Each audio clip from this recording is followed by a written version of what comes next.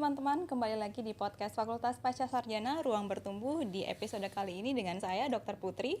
Jadi sebetulnya episode kali ini tidak jauh berbeda ya temanya dengan episode-episode sebelumnya. Kembali kita berbicara mengenai pentingnya pendidikan tinggi setelah kita lanjut dari sarjana begitu. Nah, untuk tema kita kali ini adalah menakar peran perguruan tinggi era global, di mana pendidikan lanjut itu penting atau tidak sih?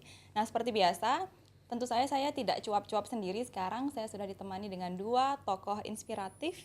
Jadi yang pertama, narasumber kita yang pertama, kita kedatangan Bapak Dr. I Gusti Lanang Bagus Eratodi, STMT IPU ASEAN Eng. Selamat pagi Bapak. Selamat pagi Mbak Putri. Oke, pagi Bapak. Jadi Bapak Eratodi ini adalah Kepala LL Dikti Wilayah 8 ya. Jadi Bapak Eratodi adalah garda terdepan dari PTS ya, perguruan tinggi yang ada di wilayah Bali dan Nusra berkaitan dengan arah pengembangan perguruan tinggi. Bapak Eratodi lah yang menjadi tonggaknya, begitu betul ya Pak ya? Ya. Apa nggak pusing Bapak ngurus sekian banyak PTS? Ya, pusing kadang-kadang, kadang-kadang pusing. Tapi dinikmati ya Pak? Iya. Iya, harus dinikmati. Narasumber kita yang kedua tidak kalah jagonya. Jadi kita kedatangan Bapak Profesor Dr. Inengah Sinarte selaku Dekan Fakultas Teknik dan Perencanaan Universitas Warmadewa. Jadi di bawah kepemimpinan Prof. Sinarte, Fakultas Teknik dan Perencanaan Warmadewa ini merupakan primadona sekarang Pak ya. Banyak sekali Prof ya peminatnya sekarang, FTP. Cukup luar biasa. Cukup luar biasa. Jadi trennya meningkat Pak ya dari Prof ya dari tahun ke tahun itu kita lihat semua meningkat ini trennya. Karena apa? Sampai nolak Pak ya mahasiswa Pak. Saking membeludaknya gitu Prof. Ya karena kita kan punyanya ruangnya terbatas. Oke. Ya jadinya kita harus bikin kota-kota tersendiri. Setuju. Jadi kita harus berlomba-lomba untuk masuk ke FTP. Jadi siapa yang cepat dia yang dapat begitu. Ya jadi itu adalah dua narasumber kita pada hari ini, di mana sebelum kita masuk ya ke tema kita kali ini untuk mengajak teman-teman semuanya mendengar bagaimana pentingnya kuliah S2 maupun S3, kita mau tahu dulu gambaran besar dari keberadaan sebuah perguruan tinggi. Jadi mungkin saya mulai dulu dari Pak Dr. Eratodi. Jadi sepengalaman saya juga Bapak, saya akan memberanikan diri nih kuliah di luar Bali waktu S3. Nah pada saat saya kuliah itu saya bertemu dengan teman-teman di luar Bali, di mana saya pun nggak tahu ternyata ada nih universitas namanya A, B, C, D, E. Nah disitu saya sadar, ternyata banyak sekali ya perguruan tinggi yang tidak saya tahu. Nah artinya adalah begitu banyak pilihan program studi untuk masyarakat.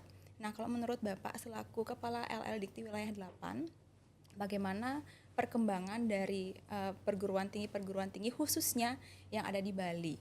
Apakah dengan berkembangnya perguruan tinggi yang sangat banyak ini bisa dapat menunjang kualitas ya dari perguruan tinggi yang ada di Bali khususnya? Silakan Bapak. Iya, terima kasih. Jadi kita ketahui ya teman-teman bahwa setiap kampus saat ini adalah tolok ukur mutu itu adalah akreditasi. Tidak mengenal negeri, tidak mengenal swasta. Jadi semua sama, asal akreditasinya tertentu, unggul ya sama seluruh perguruan tinggi swasta, baik negeri itu secara mutu adalah sama unggul.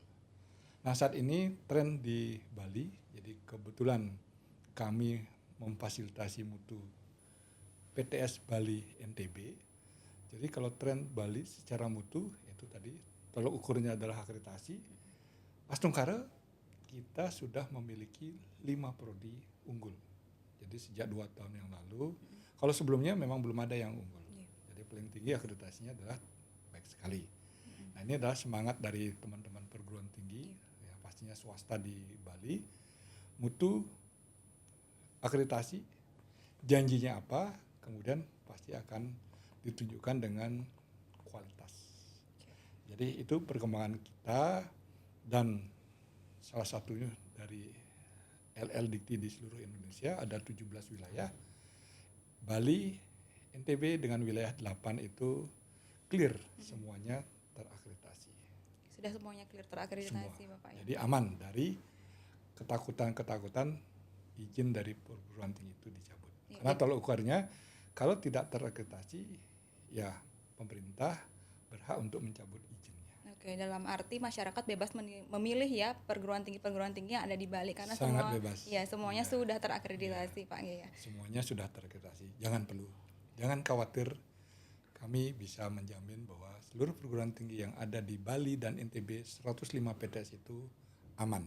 Cek nanti di pddikti.kemdiktisaintektek.go.id.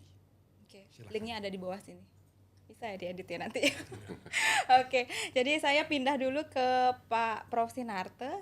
Nah, untuk di Fakultas Teknik dan Perencanaan Warmadewa sendiri Bapak, jadi dinamika apa yang sebetulnya paling terasa dari persepsi Bapak begitu? Jadi baik dari karakter mahasiswa, pengembangan dosennya, cara belajar mengajar, dari Bapak di Warmadewa kan sudah lama Pak ya sampai saat ini. Apakah ada dinamika tersendiri yang Bapak rasakan?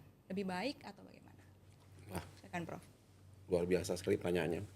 Saya sebenarnya generasi saya sama dengan Pak Dokter Pak Adnan Bagus. tadi, ya, Pak Bagus. Pak Kalamo. Jadinya proses mengajar kita juga sama ya, Pak. Karena dulu kita sama-sama akademisi. Iya. Yang jelas saat ini terjadi transformasi digital yang begitu kuat.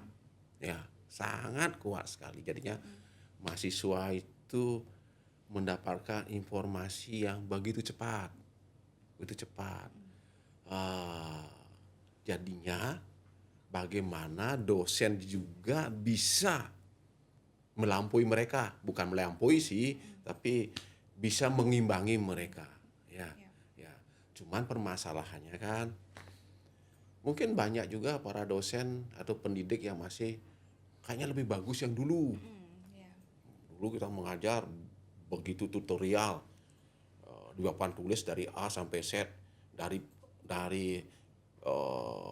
studi kasus, dari 1 tambah 1 sama dengan 2, habis itu 2 tambah 7 menjadi 9, begitu runutannya. Kalau sekarang mungkin tidak lagi begitu. Nah, itulah jadinya SDM kita juga harus kita kembangkan, khususnya di Fakultas Teknik dan Perencanaan. Jadinya kami selalu mengembangkan bagaimana aplikasi-aplikasi yang bisa kita terapkan di teknologi kita. Ya, sehingga nanti lulusan kita juga tidak hanya dia mampu menguasai teknologi yang sekarang, tetapi secara akademik itu memang menguasai. Secara filosofi keilmuan juga wajib mereka ketahui. Karena kebiasaan kita kalau melihat sebuah modul yang ajar yang ada di sosial media, YouTube itu kan biasanya bicaranya sekilas-sekilas saja. Iya, betul. Nah, cuman filosofi keilmuannya entahnya di hadapannya di mana. Kadang-kadang juga kita mengajar, kita pingin jawabannya spontan dari mahasiswa, sulit. Iya, betul. Mereka harus nyari ini dulu, tab ataukah handphone untuk menjawab secara spontan. Apalagi FTP banyak hitungan ya, Prof. Iya, jadinya kelemahan itulah transformasi digital yang terjadi. Mereka kadang-kadang kurang literasi, kurang membaca. Iya, betul. Mereka sangat instan untuk melihat di smartphone mereka. Iya, Jadi dan jawabannya seragam. Iya, mungkin seragam, mungkin juga tidak. Iya. Karena barusan saja saya pagi mengajar. Karena ada kegiatan ini, biasanya saya ngajar offline. Kemudian mengajar online, saya kasih informasi kasus di Bali seperti ini, gimana tanggapanmu? Pertanyaan, kasusnya apa Pak? Wah, ya kadang-kadang sepintas-pintas itu. Padahal kita banyak sekali ada. Kebetulan saya mengajar mekanika tanah kan. Iya. Karena itu berhubungan dengan kebencanaan, tentang mekanika tanah 2, tentang bagaimana sistem drainase dan sebagainya. Mereka belum bacanya sepintas-sepintas. Ya. Itu kira-kira. Jadinya kita juga harus mengarahkan mahasiswa itu mengerti filosofi ilmu. Karena transformasi digital begitu cepat. Jangan cuma instan saja. Iya, betul. Ya. Akarnya harus tahu dulu. Akarnya harus tahu dulu. Karena kadang-kadang kan mahasiswa bertanya kadang-kadang, Pak, apa gunanya belajar matematika, Pak? Ya, betul ya Pak. Harusnya tanya balik, Prof. Kenapa kamu masuk teknik? Nah, begitu harusnya, Prof. Kadang-kadang gitu. Mungkin belum pada sama teknik sipil kan, Pak Bagus. Kadang-kadang kan bertanya, Pak, Apa gunanya belajar matematika? Bikin pusing saja. Padahal itu kan adalah ilmu, ibunya semua ilmu Iya, pengetahuan. betul. Kalau kita Dasarnya sudah ilmu. paham itu, keseluruhan akan berjalan dengan baik. Iya, betul. Iya. Ya. Matematika sepertinya dasar ya. Ya. Ya, jadi kalau misalkan orang itu sudah paham filosofi dari mathematics itu, mungkin yang lainnya juga mengikuti alur ya. Ya. Ya untuk ilmu eksakta sih. Ya bukan khususnya. eksakta sama sosial. Ya. Semua ilmu kayak di situ. Iya, betul. Semua ilmu ya. Karena saya akuntansi pun sosial humaniora juga ada akuntansi itu kan hitungan semua. Dasarnya juga matematika ya, Prof ya. Oke, ya betul setuju saya. Tapi begitu dah. Masih digital itu begitu kuat sekali. Iya. Cepat sekali. Ya. Oke, jadi tadi saya sempat mengintip PD Diktinya Prof Sinarto sama Pak Bagus Heratodi, ternyata satu alma mater ya, S2 dan S3-nya. Oh ya. Beliau senior saya. Ya, sama-sama civil engineering ya, Bapak ya.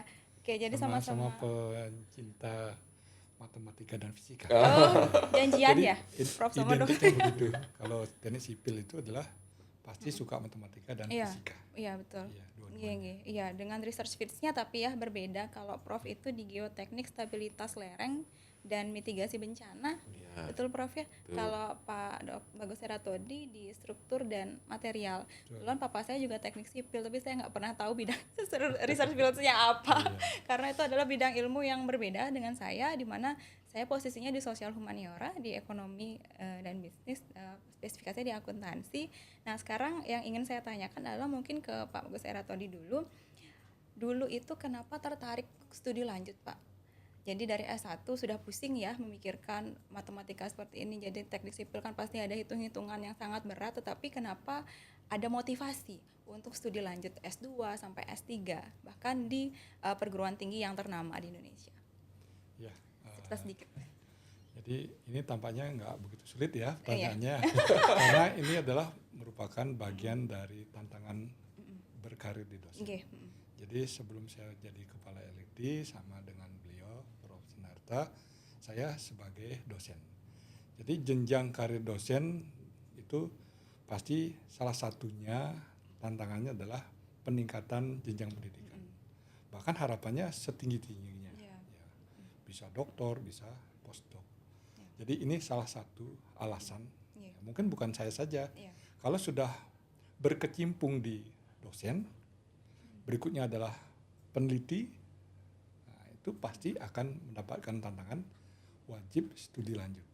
Studi lanjut memang diharapkan adalah rumpun ilmunya adalah rumpun ilmu yang sama Oke. atau yang kita sebut sebagai istilahnya selaras. Oke, ya. Jadi kadang-kadang kata-kata harus S1-nya sipil, S2-nya sipil, bukan itu, tapi selaras. Ya. Nah, kalau masalah mitigasi beliau lah pakarnya.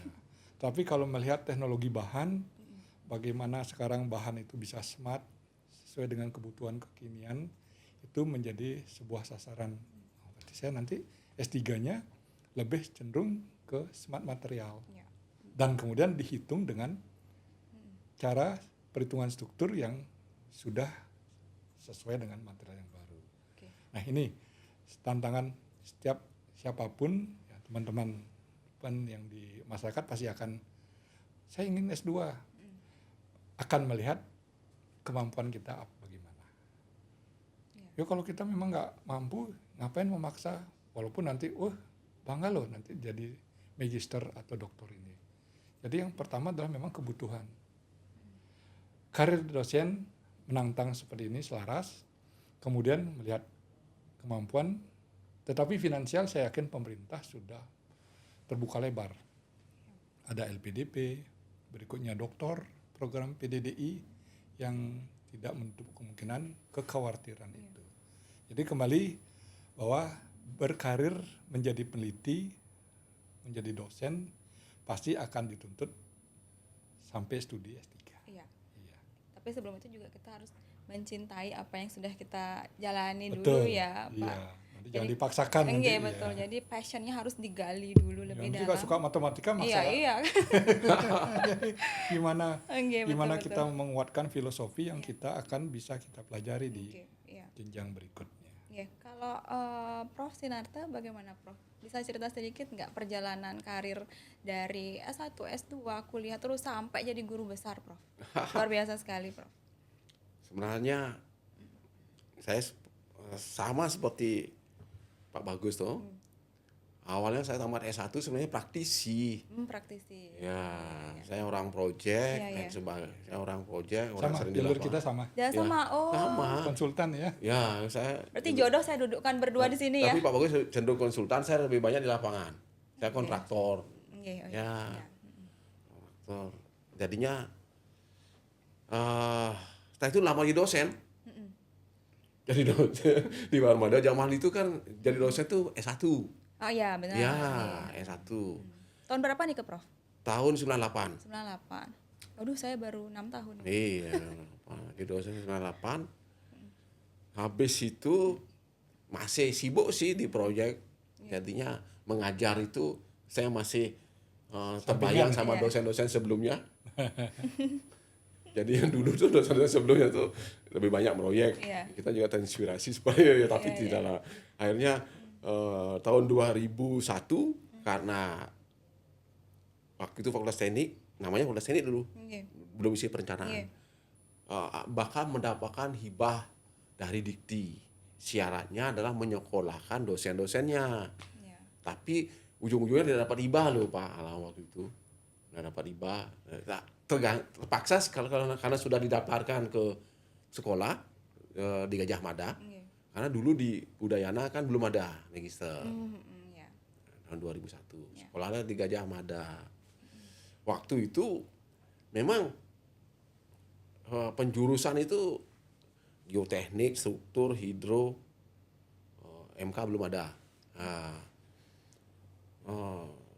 Pak, tak daftarin geoteknik aja, ikut aja sih awalnya. Tapi sebenarnya sih sudah senang dengan bidang, kalau istilahnya di teknik ini namanya substruktur, Iya. bangunan bawah. Kalau beliau kan superstruktur bangunan atas, kalau saya substruktur bangunan bawah. Jadinya dari tanah ke bawah dalam senang juga. Ya tahun 2 itu kebetulan linier.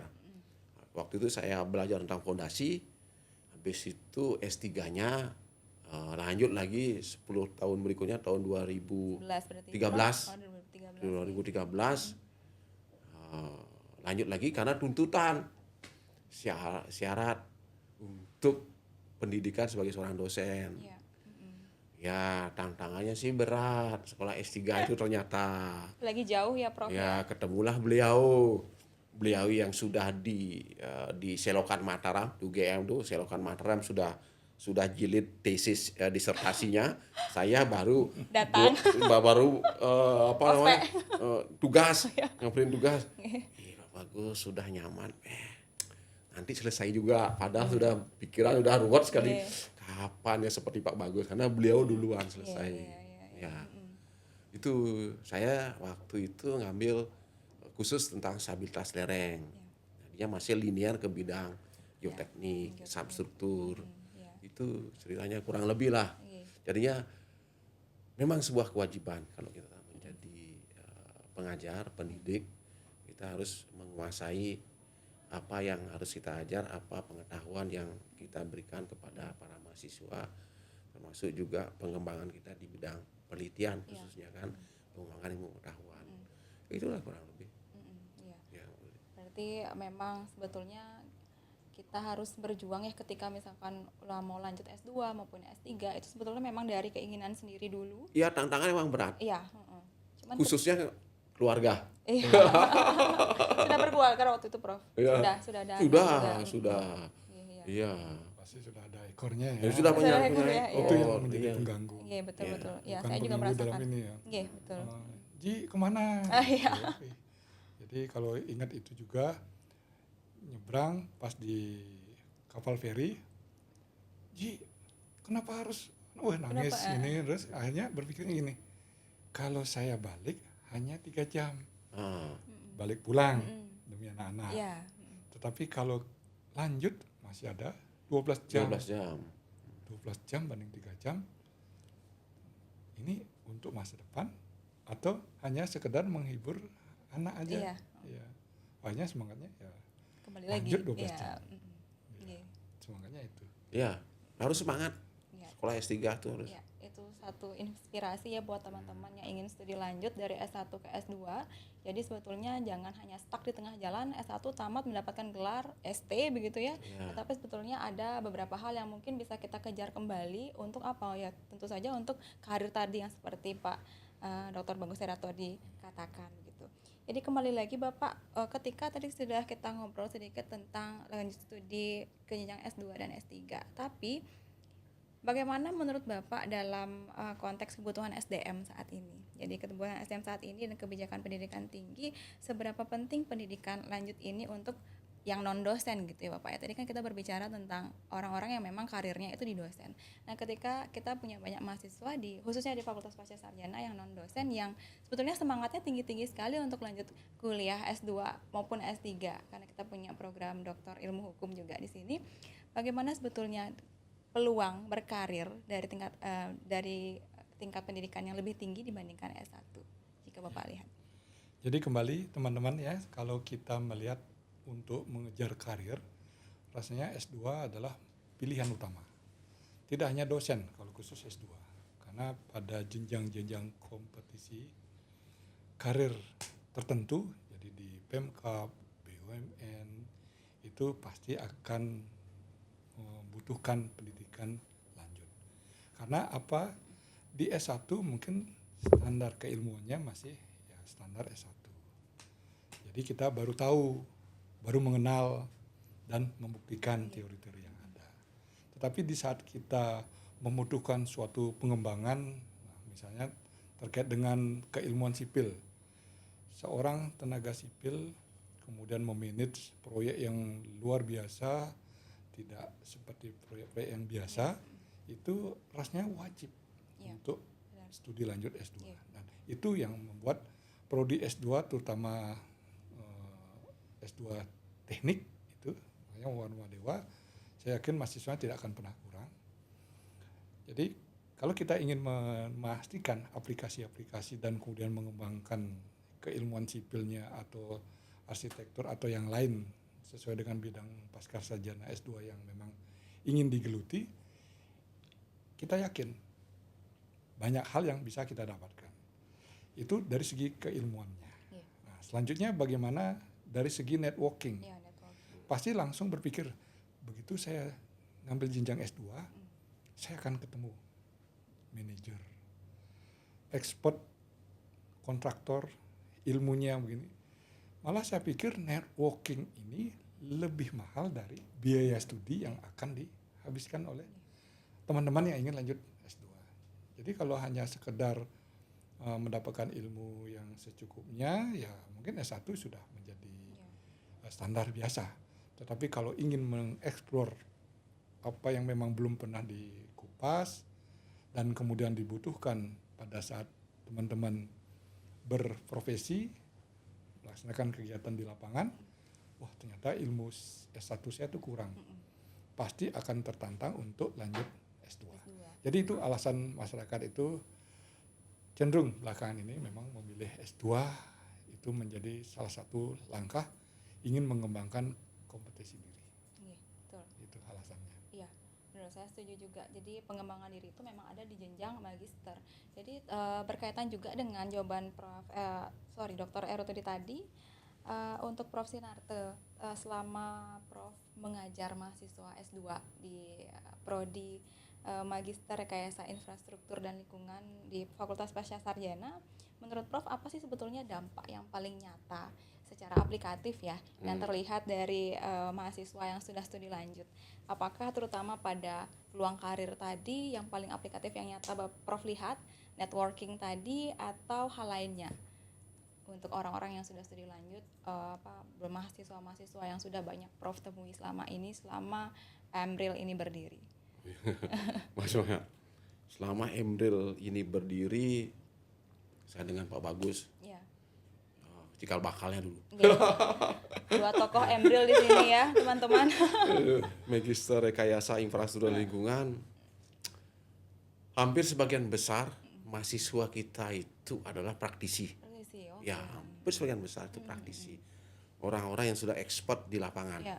Ya, orang udah expert di lapangan, jadinya dan berlatar belakang dari banyak institusi. Ya. Ada konsultan, ada kontraktor, ada yang proyek sendiri, kemudian ada yang ASN, ya, banyak. Jadinya seperti Pak Bagus katakan, di situ adalah networking terbentuk sebenarnya kalau memang benar-benar meskipun kita perkuliahannya metodenya hybrid, Benar. ya, hybrid. Tapi yang jelas kalau mereka praktisi selalu berpikir pola pikirnya adalah Aplikatif ya. ya aplikatif. Ini terjadi. Iya, betul. Ya, ini terjadi. Iya. Kita harus arahkan kenapa ini bisa terjadi. Iya. Ya, jadi kita mau berusaha mengubah pola pikir mereka. Kalau yang konsultan biasanya berupa laporan perencanaan yang sifatnya sudah berdasarkan TOR. Ya. Kemudian kontraktor itu biasanya berupa progres pekerjaan. Ya, sekarang kita berpikir bagaimana mereka membuat karya ilmiah bagaimana itu terjadi. Iya. Kita arahkan pola pikir seperti itu. Sehingga dengan demikian mereka akan mempunyai pola pikir yang berbeda. Semuanya tidak bisa diselesaikan hanya dengan bahasa politis. Ya. Harus ada data, harus ada fakta. Ya, harus kita Dasarnya. bisa analisis sehingga memang ini yang terjadi. Ya. Kita berusaha mengubah pola pikir. Karena mereka orang praktisi. Ya. Ya, yang intinya orang praktisi kan pekerjaan selesai lah. Ya, betul. Dicek sudah selesai. Ya. Harusnya kenapa? Benar. Ya, itu. Ya, jadi menguak filosofinya dulu Ya. ya sebelum kita mengaplikasikan Ya. hal yang mereka ketahui selama ini sebagai seorang praktisi. Bagaimana dasar-dasar ilmu itu kok Iya. bisa diketahui? Iya, Bagaimana betul. cara mensitasi? Repot sekali sebenarnya ngajarin. Bagaimana Dan menggunakan Mendeley? akan terus berkembang. Iya, betul. Karena setelah terjun di lapangan, Iya. wah ternyata ini loh masalahnya. Kita harus belajar lagi. Oh, dosen pun mendengarkan permasalahan ini solusi yang terbaik. Iya, Ya. betul. Ya, makanya nggak kaget, malah di proyek itu Mbak Putri diharapkan tim leadernya malah doktor. Kenapa? Pada saat laporannya mungkin ya standar TOR. Iya. Tapi begitu tim leadernya sudah S2 apalagi S3, Iya. pasti gaya laporannya sudah aplikatif. Iya, betul. Ya, jadi tidak hanya ilmu S1 dan pengalaman, pasti menjadi tim leader itu pasti pengalaman Ya. ya sekian tahun. Tetapi setelah dibumbuhi oleh ilmu S2 S3-nya, wah ininya akademiknya tambah lengkap. Iya, betul. Jadi sama juga Prof. Bapak Bagus. Jadi ketika misalkan kita punya gelar atau kompetensi yang lebih, itu akan menarik kepercayaan orang. Karena saya juga kemarin beberapa waktu lalu sempat buat izin itu, Pak Bagus, izin SLF ya namanya kalau nggak salah ya, SLF Nikel. Nah, orang yang saya cari yang memang yang sudah berkompeten di bidangnya, gelarnya juga S2, kebetulan dosen sini juga gitu yang membantu saya. Jadi itu merupakan sebuah peluang besar ya ketika kita memiliki jenjang karir setingkat lebih tinggi, atau apalagi kalau misalkan sekarang di teknik itu ada ujiannya gitu ya Bapak ya, ketika boleh menandatangani sebuah Project. project, Iya. betul. Apa ya Pak ya gelarnya ya Nika ya, harus ujian apa itu ya? Iya, Ujiannya ini Apa sertifikasi. namanya, Pak? sertifikasi SKK itu. SKK itu Ya, ya, betul. sertifikasi. Jadi tidak sembarangan orang yang bisa Ah, menandatangani project itu gitu ya. Kalau kita masuk magister Iya. S2, Iya.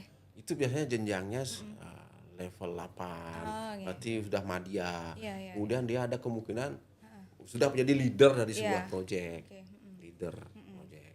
Nah, Ya. itu salah satu tujuan kita S2 Tujuan yang kalau kita menjadi- mau sekolah yang lebih bagus di samping pola pikir kita dan networking kita bertambah. Iya, oke. Ya. Jadi nilai plusnya banyak sekali. Banyak. Banyak sekali. Iya, ketika masuk ke Amril begitu ya. Jadi Makanya Pak Dekan nggak pernah takut nggak dapat mahasiswa. Iya, naik SKK berarti butuh pendidikan lebih tinggi. Oh, oke, berarti magister dulu baru SKK gitu ya, Prof? Kalau magister, kalau dia kita tamat S1 kan butuh pengalaman yang lebih panjang Nggih, ya. untuk madya. Oh, oke. Kalau kita sudah magister butuh lebih Lebih pendek lagi ya? singkat, Lebih paling singkat tidak 2 lagi tahun ya? karena sudah didukung oleh ijazah magister kita. S2-nya. Pengakuan S2-nya Oke, Ya. seperti tinggi. kum gitu ya. Ya sama Kalau seperti tadi- dosen tridharmanya Oh, kalau sudah pendidikannya S2 atau S3 kan ada penambahan kum yang Iya, iya, iya. meringankan Nggih, nggih, nggih. persyaratan Untuk mencari pengalaman S2 atau yang iya, lain. iya. Oke. Wah, Itu ini- salah satunya. ya, Ya, ilmu semangat baru ya. ini. Oh, Prof. Saya nggak pernah tahu ilmu eksakta, jadi pelajaran Jangan-jangan baru kalau juga beliau buat saya. tanya SKK-nya udah utama. Karena doktornya. Oh, Ya, iya, karena doktornya. Ya. Kalau guru besarnya lebih tinggi lagi berarti? Kalau guru besar kan jabatan Oh, akademik. jabatan Akademik, akademik dosen. ya, tidak berpengaruh ya. Jadi yang mengaruh itu adalah jenjang pendidikannya. Jenjang pendidikan yang paling SKK-nya. Oke. Ya. Oke, menarik sekali. Jadi ilmu baru juga yang saya dapatkan, insight baru juga yang saya dapatkan. Kebetulan di teknik sipil saya pun tidak tahu ilmu ini. Jadi saya taunya dari Prof dan Pak Bagus Heratodi. Oke, jadi mungkin mengkhusus ke program Magister Rekayasa Infrastruktur dan Lingkungan. Jadi menurut Bapak keunikan apa yang sebetulnya paling menonjol, Prof, di Emril gitu? Ya, Supaya menjadi sebuah pilihan gitu ya, Benar-benar. pilihan untuk teman-teman yang ingin lanjut ke jenjang pendidikan S2. prodi ini Magister Rekayasa Infrastruktur dan Lingkungan, kalau dari rumpun ilmunya kan di bawah ilmu kesipilan ya. Ya, sipil ya berarti. Ya, ilmu kesipilan. Jadi infrastruktur. Oh iya, iya. Jadinya kita pingin mendapatkan mahasiswa yang mempunyai orang yang peduli Ya. terhadap lingkungan. Jadinya konteks kita di sana adalah pembangunan infrastruktur, jalan, jembatan, gedung, waduk dan sebagainya tersebut. Bagaimana bisa dikolaborasikan terhadap ranah konservasi lingkungan. Itu kelebihan kita. Iya. Jadinya kita ingin membentuk mahasiswa itu paham juga bahwa kita tidak berbicara masalah fisik saja, Ya. tapi kita berbicara tentang keberlanjutan. Itu Ya. kita berbicara tentang keberlanjutan. Oke. Itu keunggulan kita. Jadinya kajian-kajian mahasiswa kita pasti kita arahkan ke sana. Ya. Tidak hanya menghitung gedung, Ya.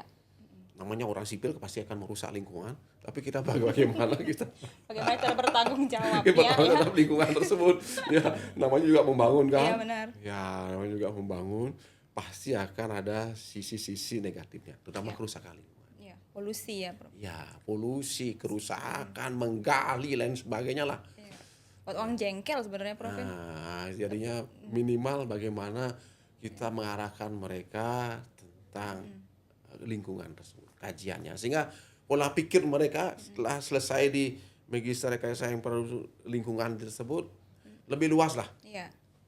Ya, Oke.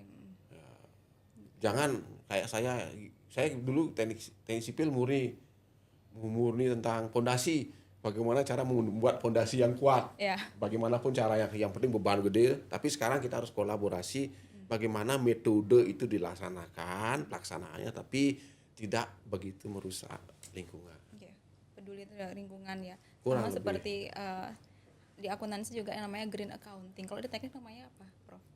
Ada istilahnya green infrastruktur, Oke. ada istilahnya green building. Green building. Green building berarti implementasinya sudah ada di Warmadewa ya, Prof ya, untuk ini gedung FTP ini bisa dilihat ya, gedung FTP ada di sini. Nanti.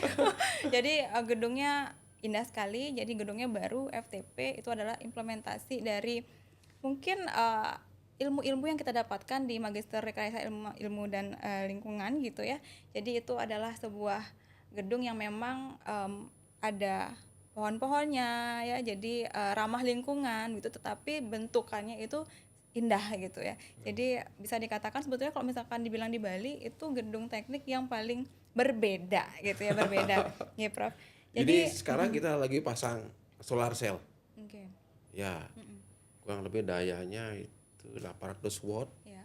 Kita mau cover untuk lampu-lampu di lorong semua itu, sehingga mengurangi penggunaan energi listrik lah. Oke.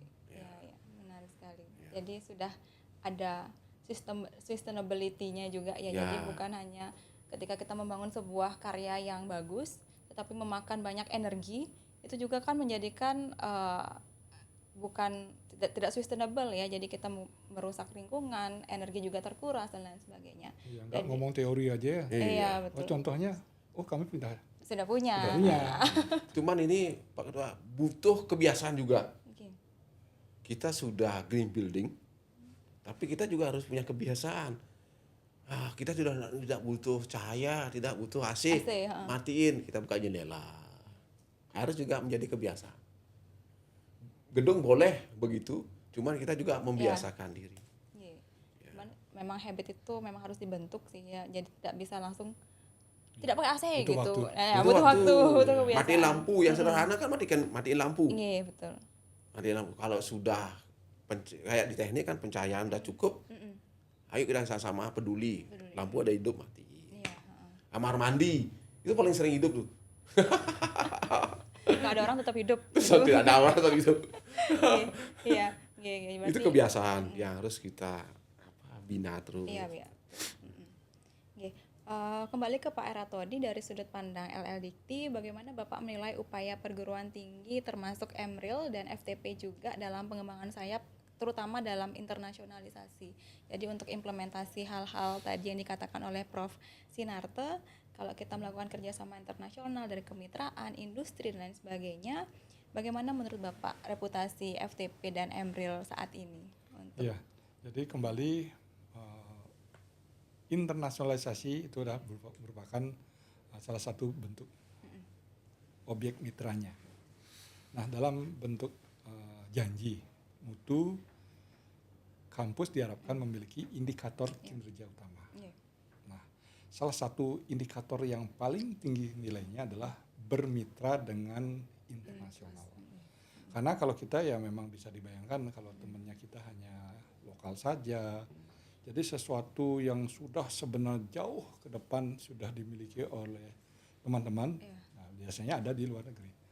Jadi internasionalisasilah yang dibutuhkan. Sehingga kita tidak merasa jadi orang hebat di kandang kita sendiri. Ternyata di luar sana, wah materialnya seperti ini. Kita sudah sering menyampaikan ini loh, infrastruktur yang ramah lingkungan. Ternyata di luar sana jauh lebih maju. Jadi pertama tadi kalau networking itu bisa melampaui biaya studi, dan sekarang networking bisa melampaui segala hal. Kita bisa kolaborasi, riset. Jadi dosen-dosen pastinya secara poin tridharma akan disupport. Jadi kita berkolaborasi, riset bersama. Apalagi teman-teman sering mendengar seorang guru besar ada Scopus dan Scopus. Jadi kesempatan bermitra internasional adalah kolaborasi. Selain keilmuan yang memang dimiliki oleh pusat, dengan internasional, jadi keilmuan kolaborasi, kesempatan pula. Jadi saya sudah melihat Universitas Warmadewa sebegitu kuatnya untuk berkolaborasi, terutama pertukaran mahasiswa. Jadi mahasiswa pun satu semester ada di luar negeri itu bisa menambah wawasannya. Oh ternyata ini loh yang belum kita ketahui. Ini luar biasa, bisa kita bawa pulang nantinya. Di sana pun begitu. Mahasiswa luar datang ke Bali, pasti hubnya adalah pariwisata. Sekalian belajar, sekalian berwisata. Itu menunjukkan bahwa kita memang harus berkolaborasi, bermitra dengan internasional. Jadi nggak salah pemerintah menguatkan target kinerja dari perguruan tinggi adalah bermitra internasional. Tidak hanya itu, banyak nanti kaitan-kaitan yang memang akan bermanfaat kalau kita sudah bekerja sama secara internasional. Dosen terupgrade, mahasiswa punya ini, kurikulum pun bisa kita kolaborasikan, secara infrastruktur, pengalaman-pengalaman juga bisa. Jadi belum tentu kita berkecil hati, kita lebih mundur dari mereka. Terkadang dari segi budaya, mereka membutuhkan kita. Nah ini juga kesempatan dosen diberikan kesempatan mengajar di sana. Nah ini adalah lagi-lagi poin untuk dosennya. Mahasiswa juga diminta untuk memberikan sedikit pengalaman di Bali ini dengan nilai jual budaya, pariwisata, bagaimana mempertahankan lingkungan, itu pasti menjadi sesuatu yang luar biasa untuk mereka. Jadi saya betul-betul memberikan apresiasi untuk Universitas Warmadewa dengan mitra internasionalnya. Jadi kami melihat pencatatan laporan IKU, indikator kinerja utama terkait mitra, itu wajar. Orang melihat, Universitas Warmadewa unggul dan pasti akan jauh lebih global, menginternasional, karena memang mitra internasional sudah tidak diragukan lagi. Iya, betul. Jadi memang adanya lecture exchange, student exchange itu memang sebuah contoh sebetulnya aplikatif ya Prof ya. Kalau di FTP atau di Emril sendiri Prof, contoh aplikatifnya seperti apa Prof? Yang kita berikan ke mahasiswa. Oh ya, sebenarnya yang namanya program ini ya, saya sebenarnya sangat respect dengan Menteri Pendidikan yang dulu, Nadiem Makarim. Ya, sebenarnya yang namanya Merdeka Belajar Kampus Merdeka itu awalnya dari situ sih sebenarnya. Ya, dan waktu itu kita juga mengarahkan dosen untuk mengajar, untuk menghilangkan mata kuliahnya dikonversi untuk menjadi magang, pertukaran pelajar. Itu sangat sulit sekali. Ya, tapi memang itulah Permen Dikti-Saintek nomor 39 kan.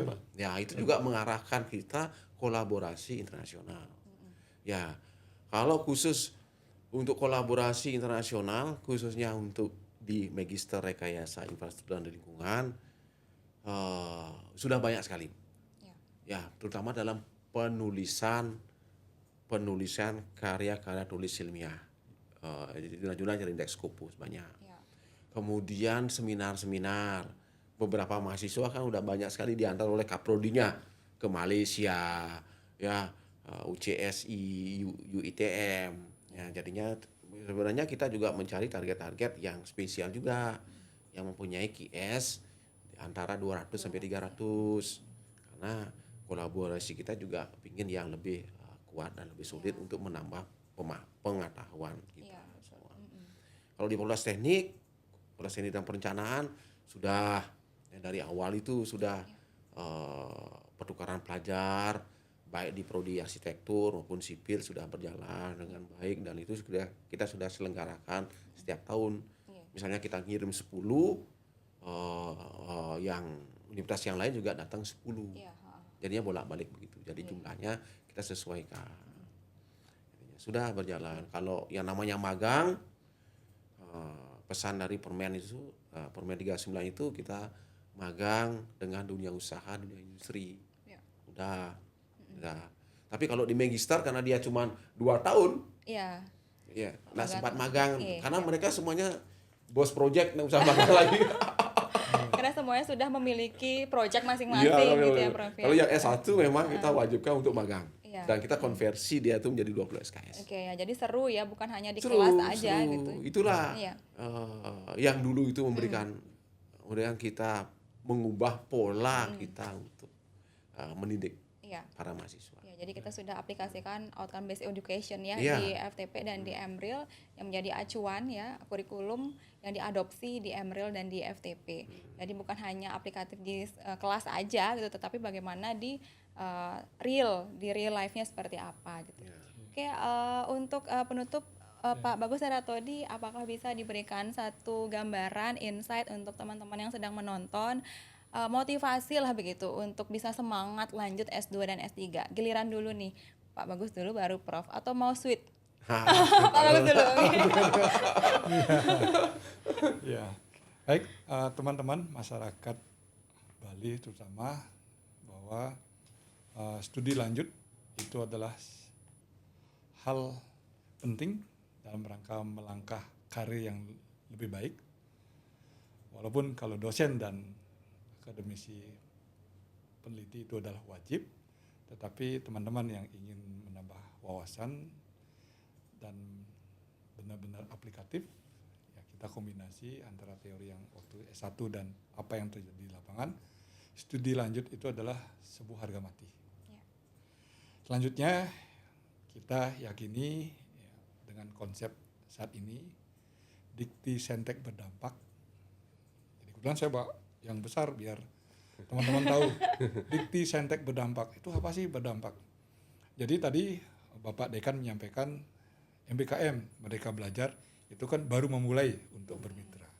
Pertukaran mahasiswa, pertukaran dosen, bermitra dengan internasional, dan saat ini ya, kita tahu teman-teman bahwa masyarakat saat ini sedang haus dengan solusi-solusi.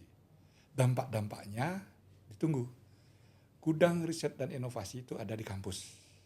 Jadi teman-teman ayo datang ke kampus, studi lanjut ke Emril, karena kebetulan kalau saya bidangnya ilmu, kami berdua bidangnya ilmu teknik sipil, dan ini adalah sebuah langkah yang benar-benar ingin mencerdaskan anak bangsa.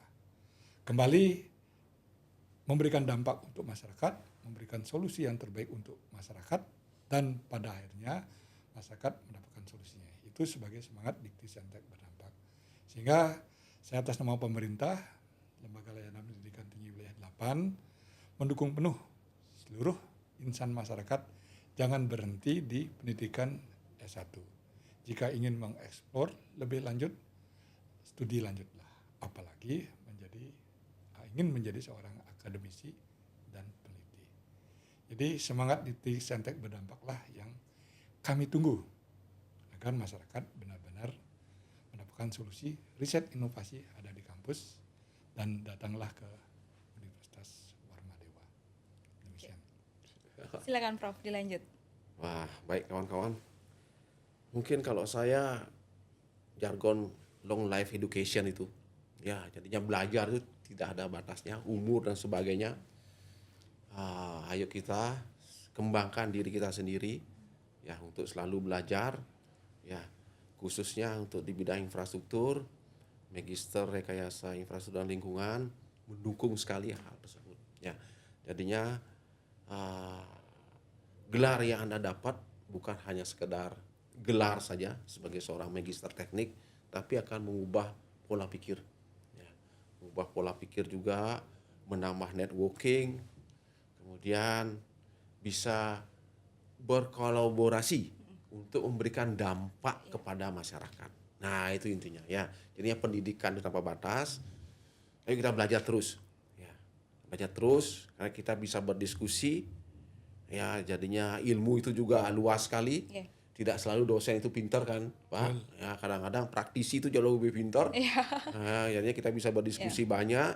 Pengetahuan juga bisa berkembang terus. Ya, pengetahuan juga. Kita sama-sama belajar ya. Sama-sama belajar.